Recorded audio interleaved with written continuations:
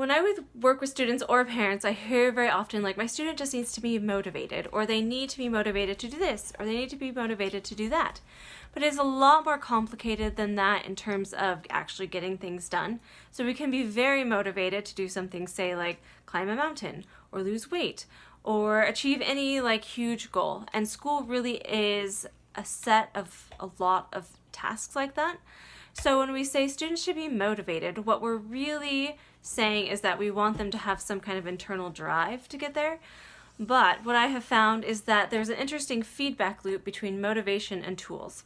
So we often think that motivation is what drives us, but what I have found when I work with students is that it's really their toolbox or their number of tools that they have that makes them successful. And so students who have more tools in their toolbox actually increase their motivation. So there's a direct feedback loop. Students can be very motivated but not have the tools, and they lose that motivation very quickly. Because if you have the correct tools, you can apply the correct tool to the problem you are having. Students who have very small toolbox in terms of getting things done for school, they're trying to use a hammer for everything. And it's just really frustrating because stuff breaks, it's not effective, right? But if you have a full toolbox, you really can say, okay, that class needs this, and that class needs this, and then your grade goes up and your motivation goes up. So it's definitely like an upward spiral.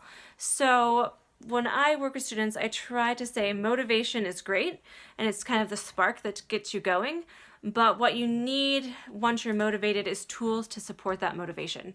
And when students and parents build this toolbox, it really does make a huge difference in terms of how far you can go with the effort, because eventually we kind of run out of time, so you need to be more effective and more efficient with how you're studying. If you have any questions, email me, jessica@diyhomework.com.